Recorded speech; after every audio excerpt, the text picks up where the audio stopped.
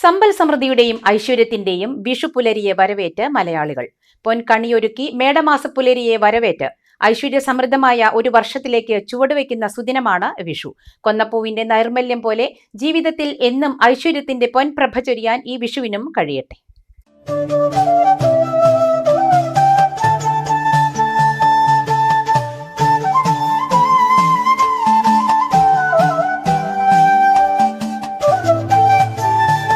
കാർഷിക സംസ്കാരത്തിന്റെയും ഐശ്വര്യത്തിന്റെയും പ്രതീകമായാണ് കേരളീയർ വിഷു ആഘോഷിക്കുന്നത്.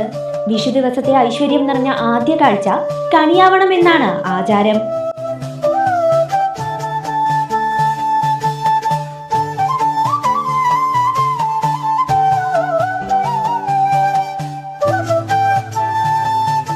വിഷുക്കണിയുടെ ഐശ്വര്യവും സമൃദ്ധിയും ഒരു വർഷം മുഴുവൻ നീണ്ടു നിൽക്കുമെന്നാണ് വിശ്വാസം. കാർഷികോത്സവമായ വിഷു പുതുവർഷ തുടക്കം കൂടിയാണ് മലയാളികൾക്ക്. മീനം രാശിയിൽ നിന്നും മേടം രാശിയിലേക്കുള്ള സൂര്യന്റെ സംക്രമണമാണ് വിഷുവായി മലയാളികൾ ആഘോഷിക്കുന്നത്. സാധാരണ മലയാള മാസം മേടം 1-ാം തീയതിയാണ് വിഷു ആഘോഷിക്കുന്നത്.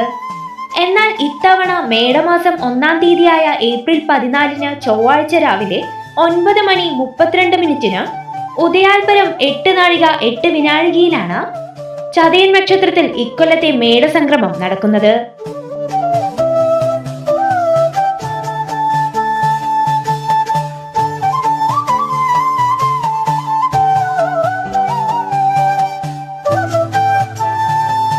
അതായത് സൂര്യൻ മീനം രാശിയിൽ നിന്നും മേടം രാശിയിൽ പ്രവേശിക്കുന്നത്. അതുകൊണ്ട് തന്നെ വിഷുക്കണിയും വിഷു ആഘോഷവും തൊട്ടടുത്ത ദിവസമായ ഏപ്രിൽ 15-നാണ്. വിഷുക്കണിയെ ആശ്രയിച്ചാണ് ഒരു വർഷത്തെ ഫലം എന്ന വിശ്വാസവും വിഷുവിനെ സംബന്ധിച്ചുണ്ട്.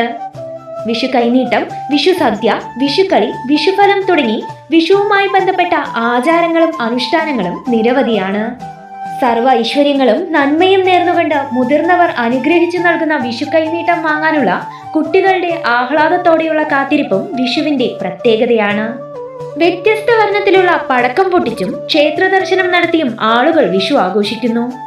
വിഷുവിനോടനുബന്ധിച്ച് കേരളത്തിൽ വിവിധയിടങ്ങളിൽ വിഷുവേലകളും ആഘോഷിക്കാറുണ്ട്. ഗൃഹാതുരത ഉണർത്തുന്ന ഉത്സവം കൂടിയാണ് മലയാളികൾക്ക് വിഷു.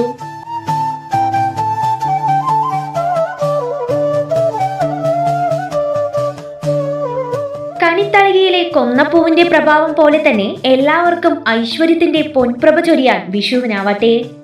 എല്ലാ പ്രേക്ഷകർക്കും മലബാർ ന്യൂസിന്റെയും സിറ്റി ചാനലിന്റെയും വിഷു ആശംസകൾ.